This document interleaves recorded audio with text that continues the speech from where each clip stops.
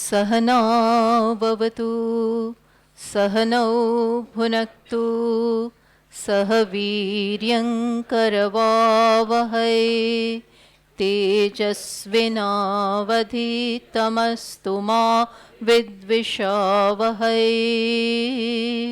ॐ शान्ति शान्ति शान्तिः।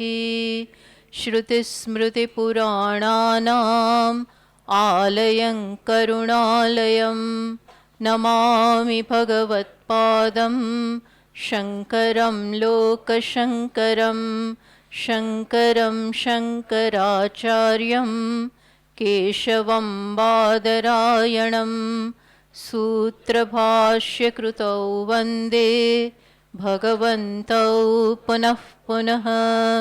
ईश्वरो गुरुरात्मेति मूर्तिभेदविभागिने व्योमवद्व्याप्तदेहाय दक्षिणामूर्तये नमः।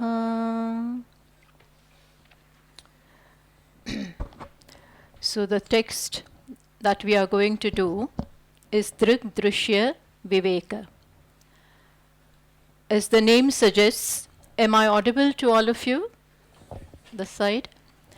As the name suggests, DrgDrshyaViveka.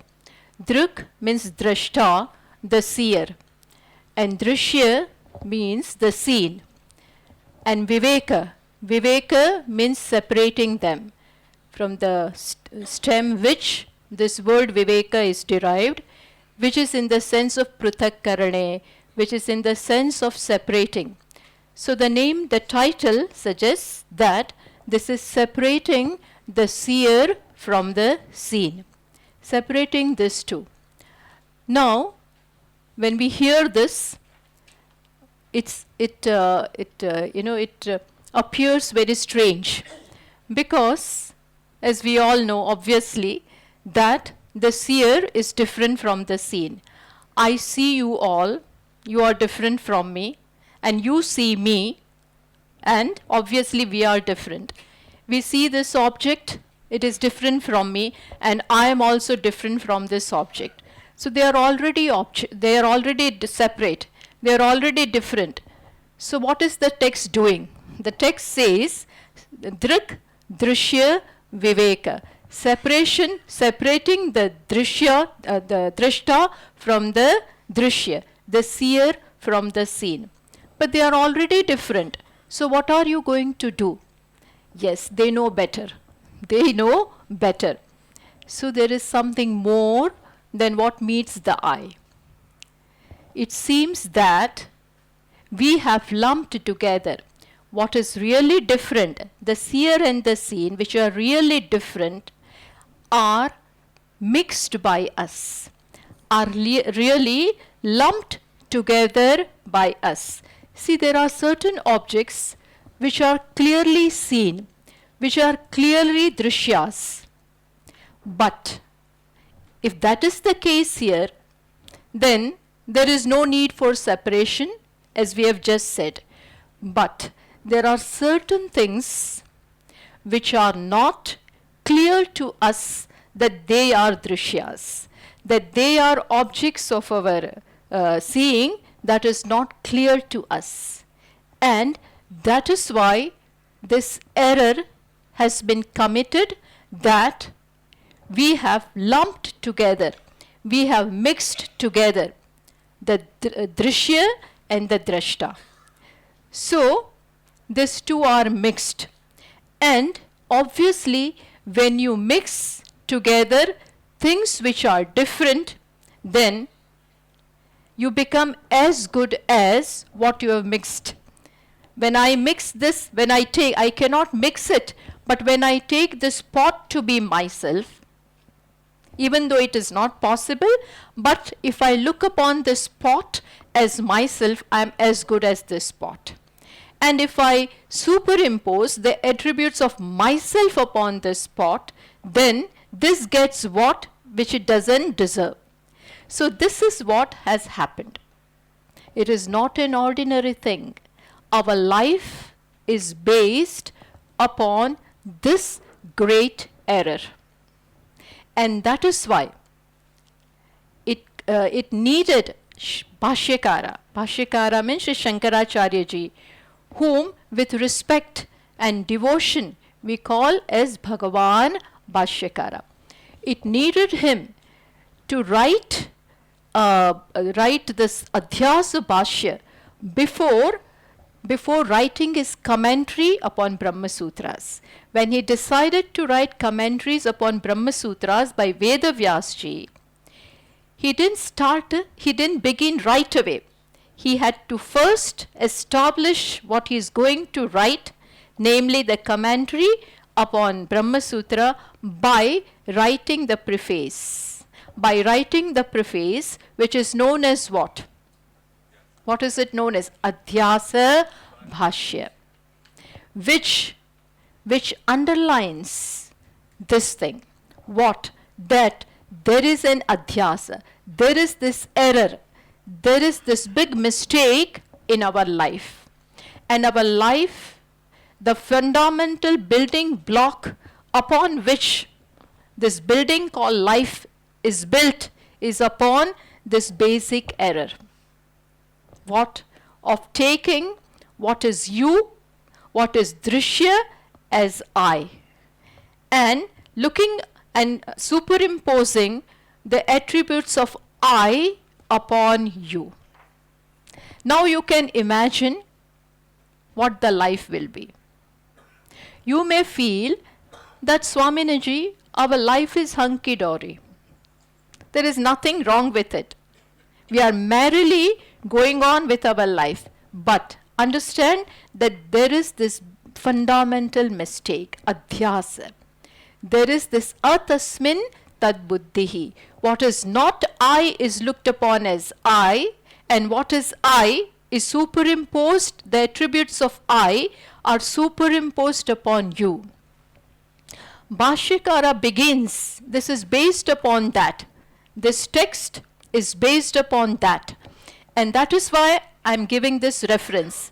Right in the beginning, in Adhyasa Bhashya, Bhashyakara writes, Yushmat asmat pratyaya gocharayoho vishaya vishayinoho tamah prakashavad viruddha svabhavayoho. He says what is known as you can never be looked upon as I. And what is called I, asmat pratyaya, is never looked upon as you. It never happens that I look upon the spot as I and superimpose I-ness upon this. It never happens. Why? Precisely because tamah prakashavad viruddha svabhavayoho. They are mutually exclusive. Like what? Like darkness and light. Darkness and light can never be mistaken for each other. You never look upon light as darkness and darkness as light. So are dissimilar this Yushmat and Asmat. You and I are equally dissimilar. So it can never happen that they can be mistaken. But, he says, even though this is not possible, what is impossible has been made possible by whom? By us, due to Maya, due to avidya. Avidya has played this havoc with our life. Not an ordinary thing. It has done this. That is why they say, aghatita ghatana patiyasi. This avidya is looked upon as aghatita ghatana patiyas. It is expert. It is expert in making what is impossible possible. Making us see what is not possible has become possible in our life. And that is common to all. We are all born with this error. We have not had to work for ignorance. This is something which we are born with. Since how long? Nobody can say. As Mandukya says, in Mandukya Karika, it is said, Anati Mayaya Suptaha. We are sleeping in what? In the slumber of ignorance since beginningless time. Not 1 or 2 years or 1 or 2 lives. Beginningless, which means countless lives. It has been going on like this only. Everything is based upon this. All our births and births together, this error has been there of looking upon you as I. And naturally, that is why it is called this itself is samsara. This itself is samsara. Samsara is what? Samyak sarati asmin iti samsara. Where you easily sink, where you easily float. It looks easily, but it isn't. This error is the beginning of samsara. And then we suffer the pangs of samsara. And what are they? Countless. Sorrow, discontentment, disappointment, frustration, looking for happiness all the time, not getting it, trying once again, not getting it, trying once again. In this way, we keep on trying and trying and trying. There's nothing wrong with it. But we should know that it is a futile game. It is a futile game. Why? Because the basic assumption itself is wrong. The basic thing itself is wrong. So, we need to think. Bhashyakara says this is not possible. And still, tathapi satyan rute mithuni krutya. We have mixed what? Satya and anruta. That which is anruta, that which is not there, which appears to be there, but which is not really there. And that which is really there, the only reality, we have lumped this together. And then what has happened? Aham mamedam iti naisargikoyam loka vyavaharaha. How beautifully Bhashyakara just writes that Aham mamedam iti naisargikoyam loka vyavahara. This has become natural. What is not correct, which is nothing but an error, has become so ingrained with our lives and lives together that it appears as natural, and we never seem to question it. None of us, except wise people, nobody seems to question it. This is I and mine. Aham mamedam iti naisargikoyam loka vyavahar. Our life is based upon this. Whole of life passes away in this manner. Not just 1 or 2. This goes on unless we probe, unless we question. It needed Arjuna to question this. And where did he question? When he is put in a very, very critical position. When he is facing this situation of war with his own people. And that time he began to question, what is this? He says, not that this unhappiness was not there. Whole of their lives was full of unhappiness. But it needed this situation of war with his people, near and dear ones, that made Arjuna question this. He says clearly, categorically, what? Nahi prapashyami mamapanudyat yat chokamuchoshanam indriyan. I do not see how this unhappiness, which is burning my senses, will ever go. Not that there was absence of it. Throughout the life, it was there very much, but it had clouded his vision so far. But now, this moment brought the awakening, this much, that where is the end to this? I do not see any end. And this made him surrender. To Lord Krishna. And this was, why this? Give me a solution to this. Lord Krishna could have said, you finish this first. You finish this war first. Then we will leisurely talk. We'll find a time and talk about this. No, even Lord Krishna did not waste time, because it is the right moment. Hit it when it is hot. So he addressed it. And this is the origin of Bhagavad Gita. Same thing we see in the Shastra, such cases. Even Narada, no less a person than Narada, was faced with the same kind of pretext, same kind of situation. What? He is unhappy. He is grieving. He is grieving in life. Not an ordinary person, but a Narada. Who was Narada? Very, very accomplished person. Accomplished person with how many Vidyas?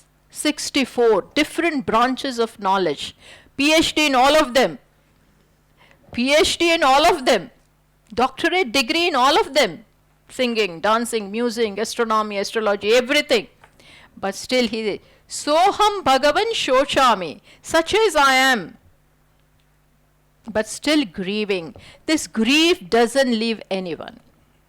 Nobody is an exception to this grief.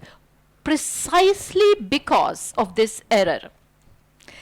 The reasons for grief which are not there in Atma, in reality, in my true self, there is no such thing.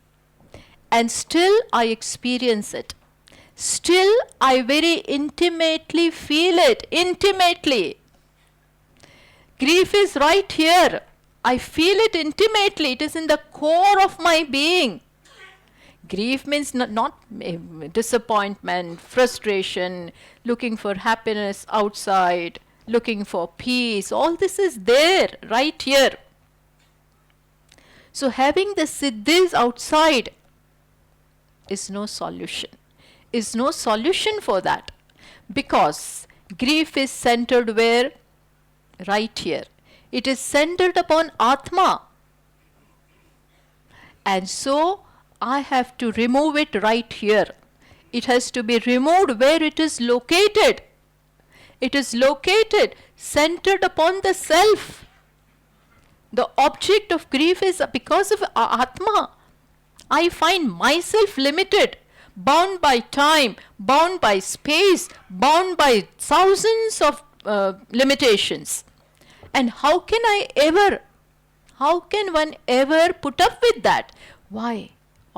Because Atma, truly speaking, is sense all of that.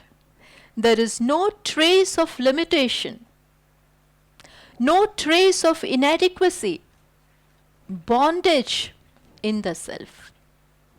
Absolutely no. But what have I done? Superimposed. Taken this body and the rest of the complex as I, and they are limited in every way. And I look upon that as I. The you is taken as I. By you we will proceed. We will see that not this but this. So it is not an ordinary thing.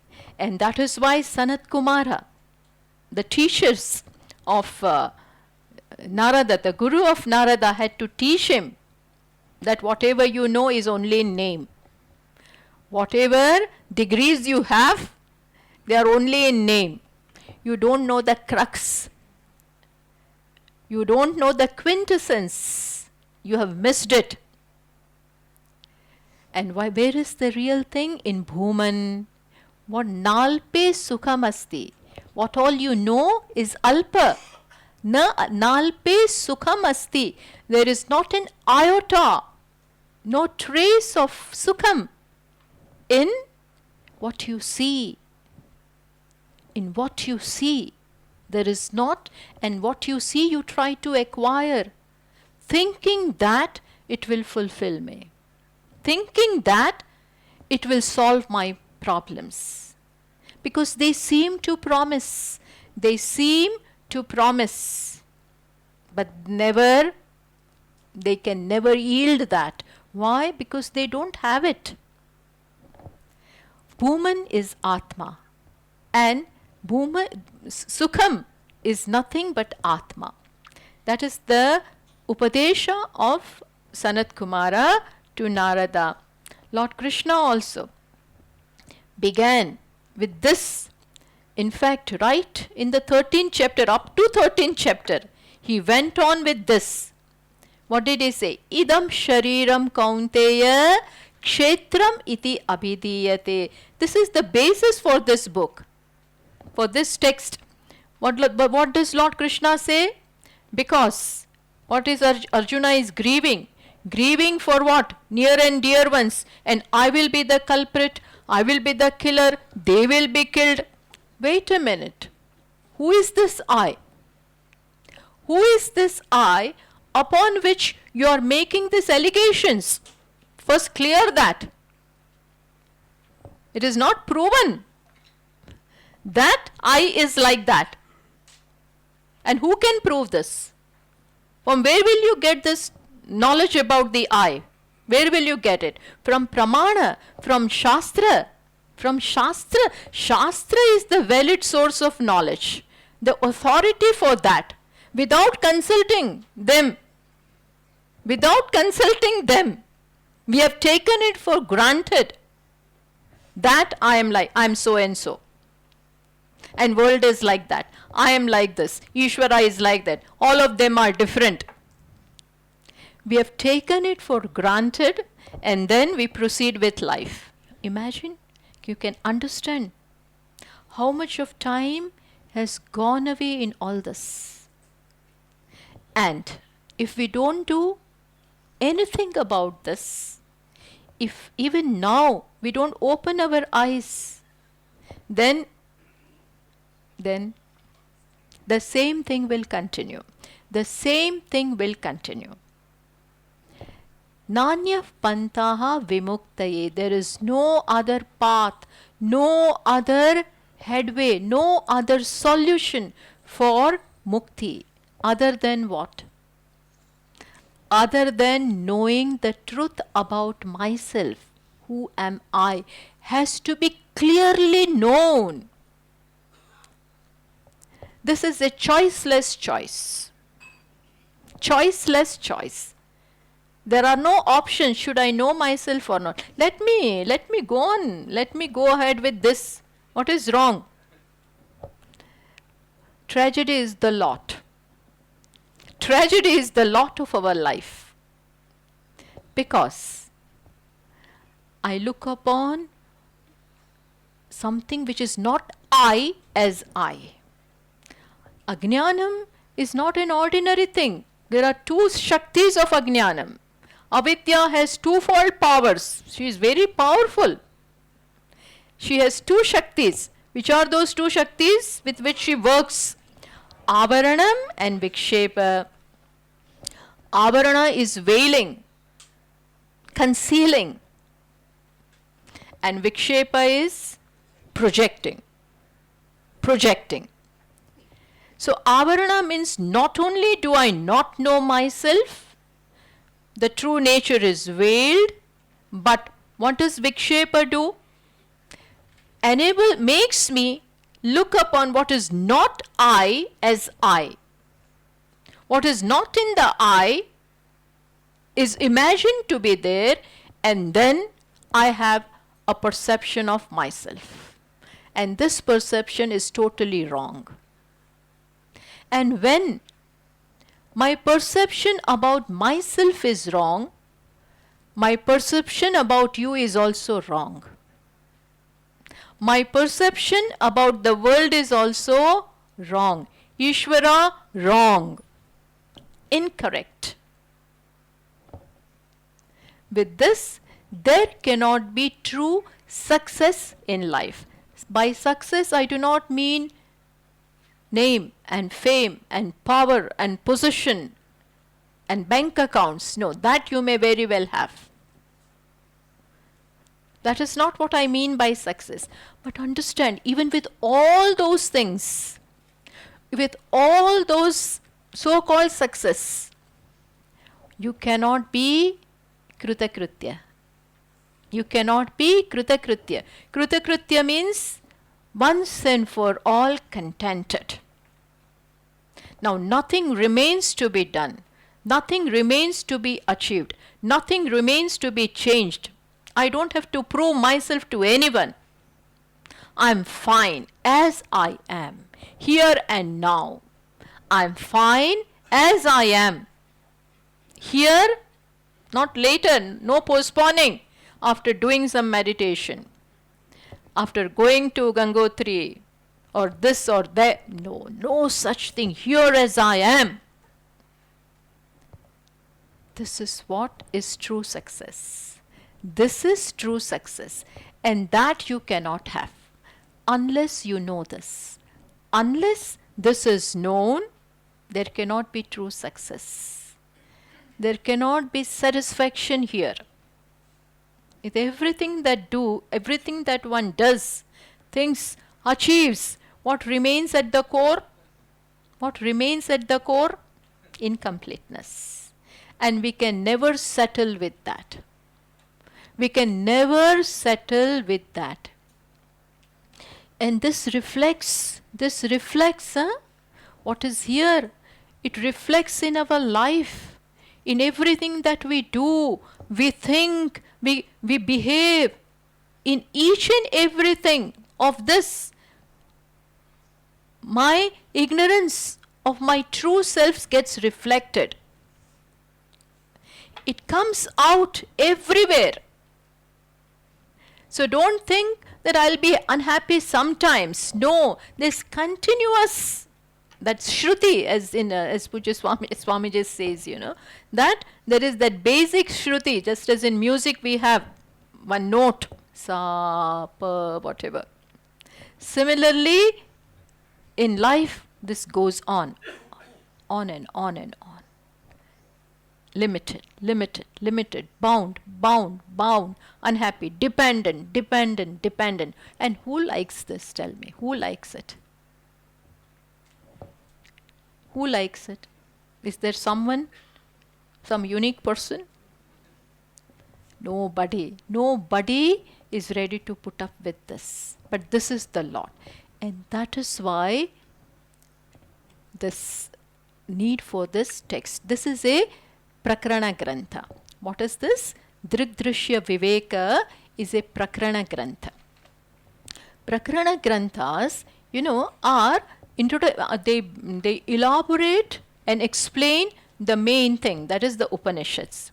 The definition for Prakarana Grantha is Shastraika Desha Sambaddham Shastra Karyantare Sthitam Ahuhu Prakaranam Nama Grantha Bhedam Vipashchitaha. Those who know, they define Prakarana Grantha as that which deals with some aspect of the Shastra, which they may take one or two aspects of this Shastra and elaborate upon it, explain that, and if need be, they take more aspects of the Shastra also. The texts which do this are called Prakarana Granthas. There are so many Prakarana Granthas in our Shastra. There are of two types. One is simple, or which explains the terminologies of Vedanta, etc.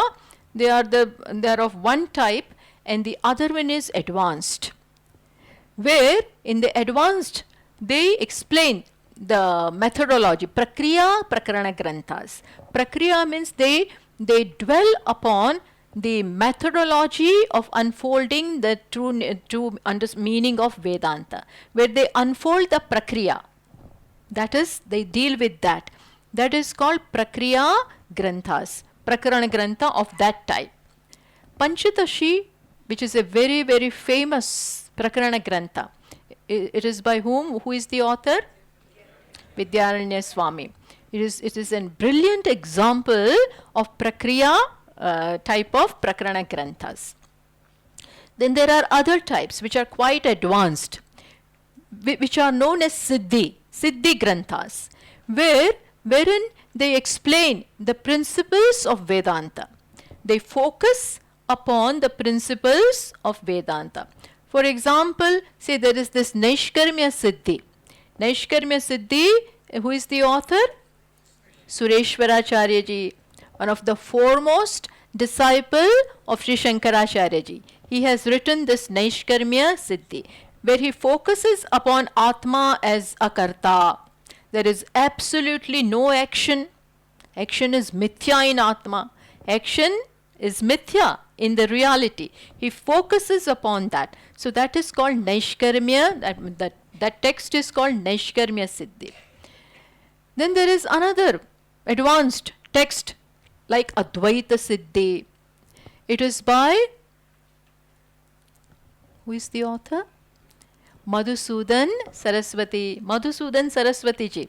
He has written this Advaita Siddhi, where he focuses upon this Advaita aspect. So in this way there are advanced Prakarana Granthas and simple ones like Vedanta Sara, or Vivek Chudamani is also not that simple, but Vivek Chudamani, so many. So these are the different Prakarana Granthas, but they have their basis in Upanishads, in the Shastra. They elaborate and explain. Just imagine, there is this statement from Brihadaranyaka Upanishad, Atmanam ched vijaniyat ayam asmi iti purushah kimichan kasya kamaya shariram anusvanjvare. This is a very famous statement from Brihadaranyaka Upanishad. Vidyaranya Swami, in the 7th chapter of Panchadashi, which is known as Trupti Deepa Prakarana, in the 7th chapter, he has taken this as the basis and written more than 200 verses upon this. Not less than 200.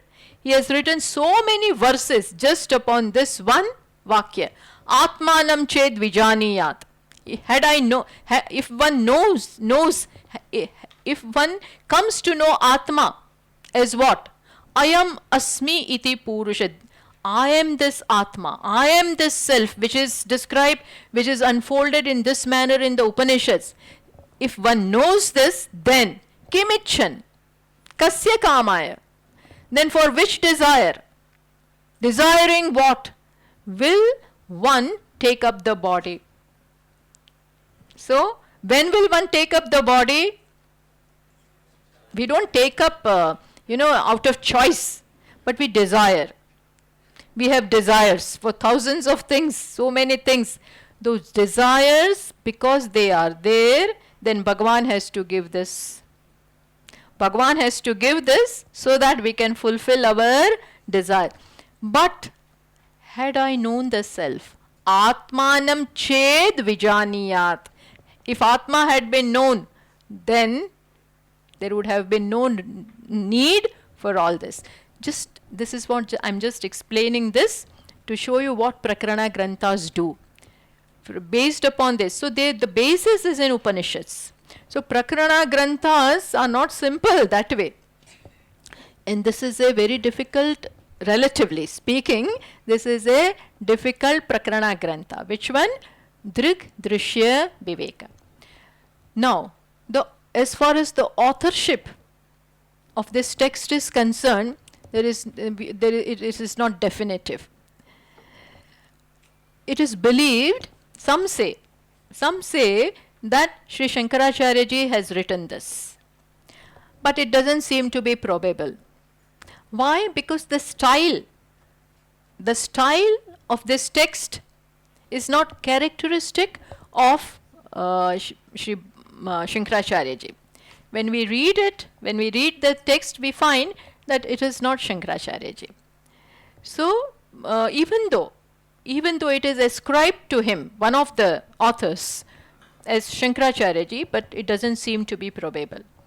The second one, who is supposed to be the author of this text, is Bharati Tirtha. Bharati Tirtha, who is the guru of Vidyaranya Swami. Vidyaranya Swami ji had two gurus. One was his Shiksha Guru, and other one is Vidya Guru. One who has given him the sannyasa diksha and other one who has taught him. So there can be like that. So it seems that Bharati Tirtha Guru was the one who had taught, was the guru of Vidyaranya Swami. And Shankarananda is also an author, very famous.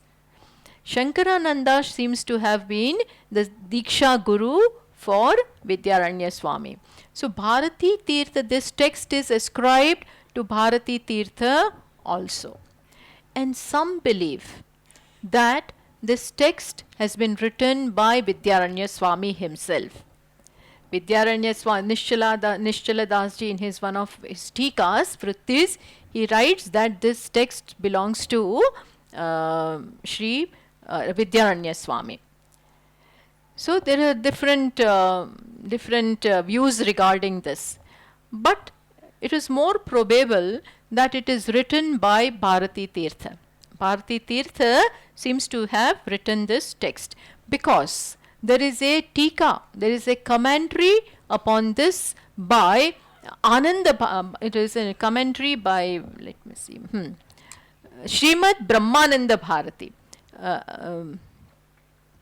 So he seems to have been the student of Bharati Tirtha, and he has written a tika, very beautiful tika, commentary upon this text. There is another tika also by Ananda Jnana, who has also written a tika upon this text. This text has 46 verses in total. It contains 46 verses. But again here, they say that 31 verses are supposed to be the main one. Mula text contains 31 verses, and the rest 15 are appendix. And here also some believe, it's not important but just for your knowledge, some believe that this 31 verses are written by Vidyaranya Swami and rest 15 are written by his guru, Bharati Tirtha. There are such different beliefs regarding this. And also seems to be this first 31 is supposed to be one prakrana and rest 15 is supposed to be another prakrana, because the style is like that. First 31 verses deal with Tvampada Shodhanam and deals with Mahavakya, and the rest one, they deal with three different sattas. Which are they? Paramarthika Satta, Vyavaharika Satta and Pratibhasika Satta. These three are being discussed in the rest 15 verses. Paramarthika Satta means absolute reality. Vyavaharika means what we see, and Pratibhasika is something subjective to us, such as dream. So these three different realities are primarily discussed in the last 15 verses. But mainly speaking, the first 31 verses is what forms the text, and it deals with Mahavakya. That is why this text is also known as Vakya Sudha. This text, another name for this text is Vakya Sudha, which means Sudha. It is the nectar. This text is in the form of the nectar, which gives us what? Nectar of the Vakya. Which Vakya? Mahavakya. And that is Tattvamasi. So, mainly Tvam Pada Shodhanam is done here. Tvam Pada Shodhanam means the Vakya has these three words. Tat, Tvam, Asi. Mahavakya has these three words. That thou art, you are that. A Vakya can be fully understood when we know all the three words and the connection between them. So, this Mahavakya, that you are, or you are that. What is this you? The way I am, you means, do we have to take Vachyartha of you? Vachyartha means just whatever I appear to be, that is Brahman? No. So when you probe into this you, when you probe into this Tvampada, that is called Tvampada Shodhana. You, the finger, it shows this way. But when you probe it further and further, then it targets what? It targets nothing but consciousness, nothing but the reality. And that is the real meaning of Tvam. Apparently it looks as if you means this person, this entire complex, this personality. No. You have to go deeper and deeper and then do negation of the body, mind, intellect and all that which stands as I today. All that has to be negated, and then what remains is the real meaning of the word you, means I. Similarly in Tat means that. The Vakya Tat Tvam Asi. That means what? Ishvara, the cause of the creation. When the Vakya says you are that, means I as I am cannot be that. So there has to be a different meaning of this I. So you probe into that. That will be Tvam Pada Shodhanam. Then Tat Pada Shodhanam means you inquire into what is the meaning of this that. That means Ishvara. But Ishvara is omniscient and omnipotent and everything. And as Swamiji says, I cannot even spell out and pronounce what is omniscient. I cannot even spell out this omniscience and omnipotence, much less be that. So that Ishvara cannot be I. If my understanding of I is this, then I cannot be that. So when Tvam Pada Shodhanam is done, then what remains here is nothing but consciousness. Similarly, that when you probe into that Tat Pada, then also you negate. You negate what? The Upadhi. Upadhi means the costume. Then what remains is nothing but consciousness. And then there is identity, complete identity between that and this. That and I. When I no more remains this person, small person, that doesn't remain big Ishvara. And what? Both of them are costumes. This is also a costume. Here also there is a costume. You remove that. There also there is a big costume. That also is removed. What remains is nothing but what? Nothing but consciousness, existence, which is nothing but happiness. So this is the Vakya which has been taken up in this text. And primarily the focus is upon Tvam Pada. In this text, even though it explains the entire sentence, but focus is upon Tvam Pada. Tvam Pada is being inquired into, and wonderful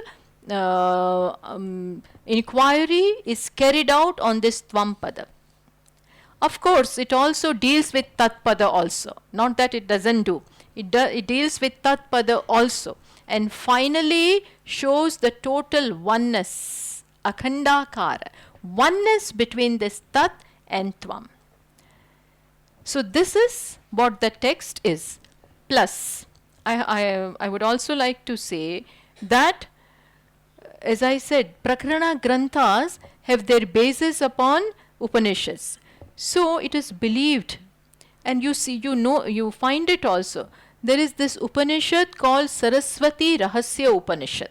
There is this Upanishad called Saraswati. We are familiar only with the 10 ones, famous ones, because that is what Bhashyakara has chosen for doing the course. Isha, Kena, Katha, Prashna, Mundak, Mandukya, Chandogya, Taittiriya, Aitareya, Brihadaranyaka. We are familiar with this 10.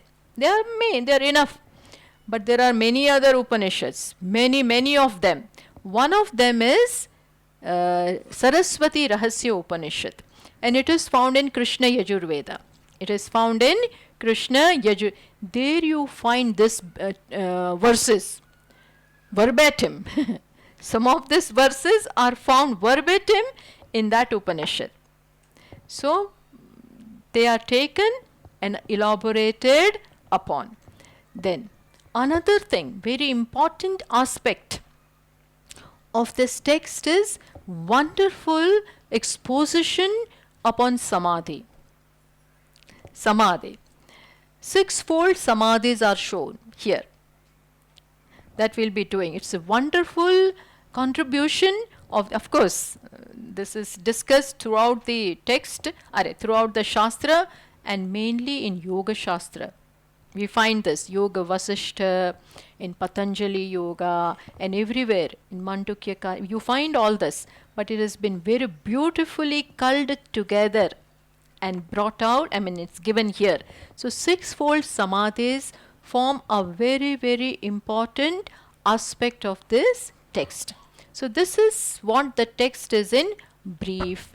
Now, the entire theme of the text is given right in the first verse. Right in the first verse it is given. So in total, how many verses are there? 46. And how many days do we have? 7 days. So we'll be doing everything, but we'll have, if we don't want to miss out on anything, we'll have to go a little swiftly, only then and then. When I chose this text, I knew that we'll have less time and more to do, more than what we can. But still, since it is an important one, I chose to do it, and we'll have to go a little fast. So wherever you need to know a little more, we will dwell deeply into it. But otherwise, rest of the verses I will just explain and go. So that will be my agenda. Okay. Now, as I said, the very first verse contains the theme. Contains the theme of the entire text. So let us begin with that.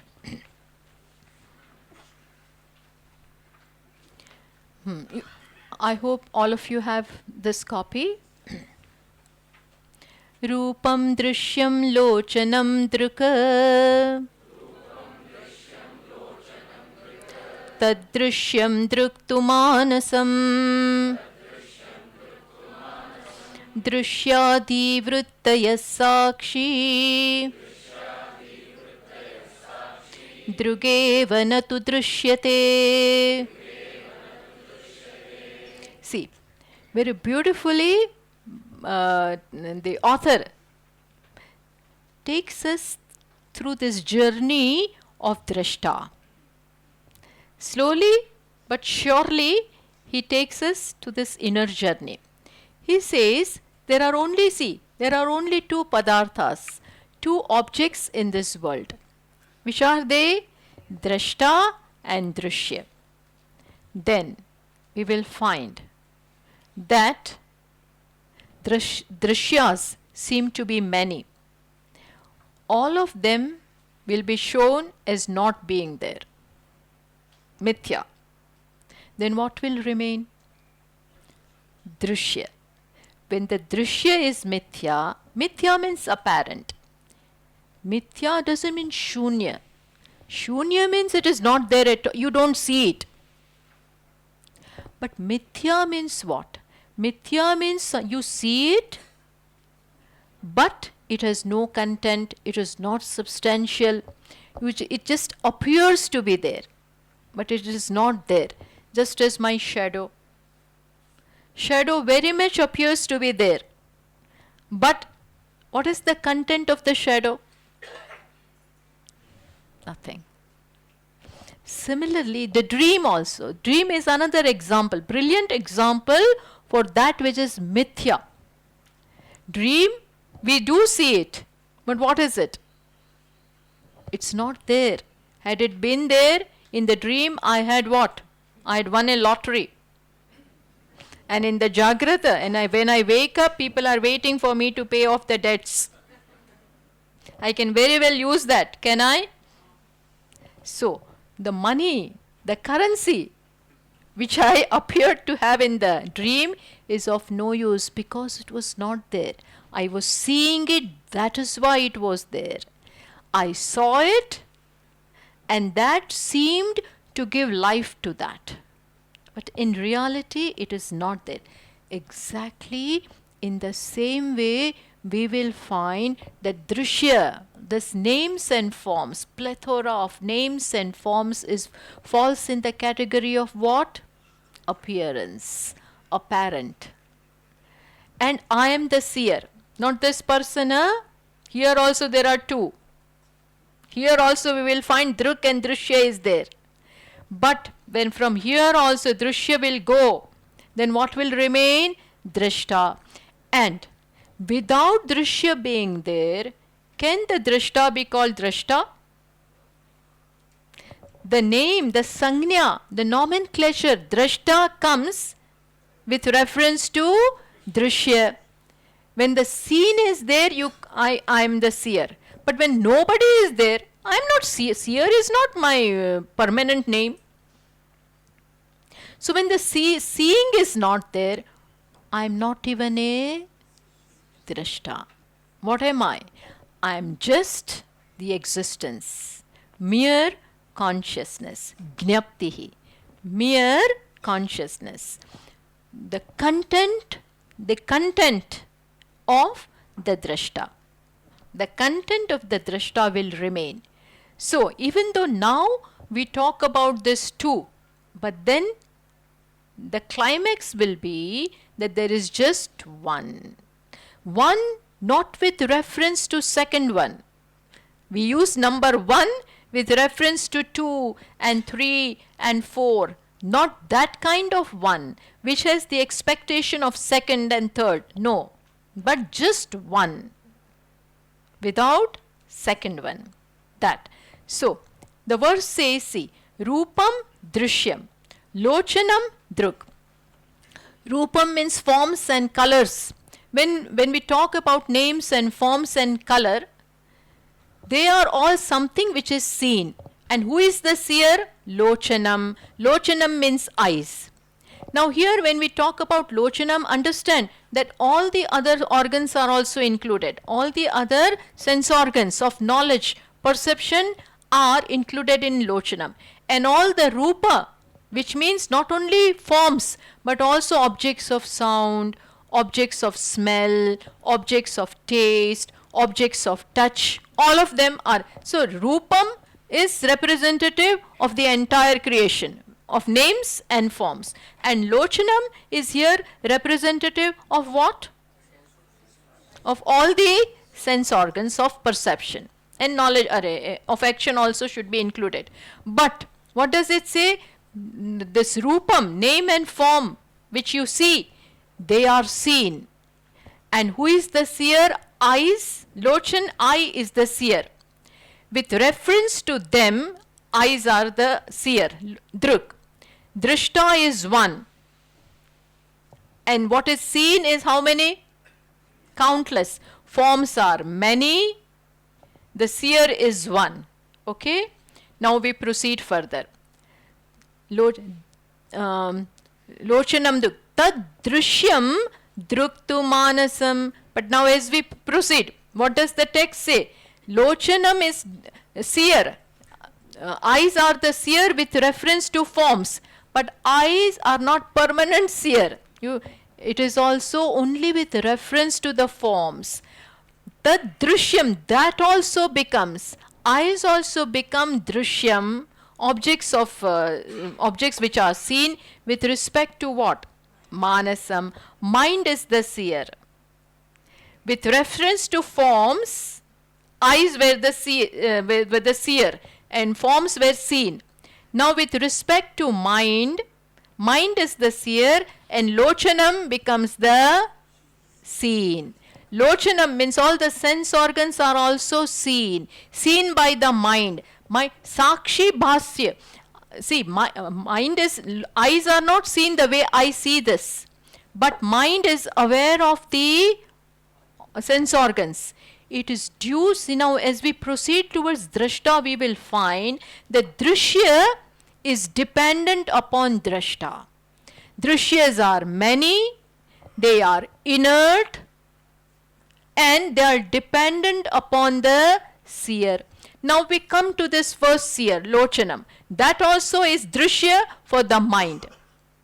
And this Lochanam, then Shrotra and all, they are also many. And it is being seen by the mind. Mind becomes the seer. Okay. Now we proceed further. Driktu manasam, then again mind. What is this mind? Mind is also nothing but flow of thoughts. Dhivrittayaha. Mind is one, if there is one thought, we cannot call it mind. Mind means collection of thoughts. When there are so many different vrittis, modifications arising in the mind, that is called mind. Now they are also seen. Mind was the seer with reference to sense organs, but the same mind becomes seen with reference to what? With reference to the sense organs. Mind is also seen by what? Sakshi. Sakshi means witness. Sakshat ikshate, one who sees. You see, we know which thoughts are there in the mind. I'm getting angry. So the thought of anger is coming. How did you know? Did you see? Did you see the flames coming out? No. But even then, we say that I know there is this thought of jealousy, anger, desire, fortitude. So many different thoughts are there. All of them are witnessed by someone. So that is called Sakshi. Sakshi is the seer, mind is the seen. Mind is the seer, sense organs are seen. Sense organs are the seer, objects are seen. Now in the same manner, we proceed. Yes, even the Sakshi is seen. Sakshi is seen by another Sakshi. One behind. Then that Sakshi also, by the same token, will be seen by another. Where will this lead to? This is called dosha. This is called anavastha dosha. Infinite regression. So, the author stops here, not on his own will, because that is the truth. He categorically says, Drugeva. Sakshi is Drugeva. He is only Drashta. Drug eva. Evakara emphasizes. Drug eva. Natu drushyate. Not that this witness is also seen by another witness. No. The buck stops here. Sakshi sees, never seen. Never seen. Always remains the Sakshi. So from here everything really happens. This illumines the mind then illumines the sense organs then illumines the objects. Who is the real illuminator? This is the one. Rest of them on borrowed light. Borrowed illumination. Just as the sun illumines, moon illumines at night on its own. No, I also have the capacity. Hum bhi kisi se kam nahi. Moon can say, but moon has the light of what? Borrowed light. On the borrowed light of the sun, it illumines. Similarly, the mind, the sense organs, all of them are seers. Thanks to whom? Thanks to whom? Sakshi. And Sakshi illuminator thanks to whom? Everybody think, thanks to whom? This we cannot arrive at on our own. That Sakshi, there is no more Sakshi beyond Sakshi. Supra consciousness. Some do say there is consciousness behind consciousness and one behind that. People come with all such. But then this is never ending game. You can never arrive at the finality. Here you need the Shastra. Here you need Pramana. Upanishads. They come and say, Drugeva. Natu drushyate, never seen. It is this one because of which now we will see that Drushya is limited, Drushya is inert, Drushyas are many. With respect to them, the seer will be one, changeless. Then that also will be many with respect to its seer. And when we come to the final Sakshi, it just remains Sakshi. That is the beauty. And this Sakshi is the reality. That is why there was an objection that why didn't the text begin with Mangalacharanam? There has to be a Mangalacharanam means you have to pray. All the texts begin with prayer. Why did the author not do a prayer? This is a suggestive prayer. Why? Who are you referring to by Sakshi? Final Sakshi. Drugeva. Natu Drishyate. Who is nothing but Paramatma. Who is nothing but Chaitanyam. Who is nothing but Brahman. So, when you are talking about that, when you are referring to that, when you are coming to that, the prayer is already done. So, there is no need for prayer. Sometimes explicit prayer is there, sometimes suggestive prayer is also there. So, this is how it begins. Now, from tomorrow onwards, we will see how the forms are also many. Eyes, their witness, eyes are one, they remain changeless, so on and so forth. This is how, where are we going to? Where is the inquiry leading to? Tvam pada shodhanam. We are coming to Sakshi, which is the reality. I is not reality, the mind not the real one, because that which becomes object of being seen is not real. Drishya is not real. Yad, this is the rule. Yad drishyam tad jadam tad mithya. So that is why it is Sakshi cannot be drishyam. Okay, thank you. Om Purnamatav Purnamidam Purnat Purnamudachyate Purnasya Purnamadaya Purnamevavashishyate. Om Shanti Shanti Shanti. Harihi Om. Shri Gurubhyo Namaha. Harihi Om. Thank you.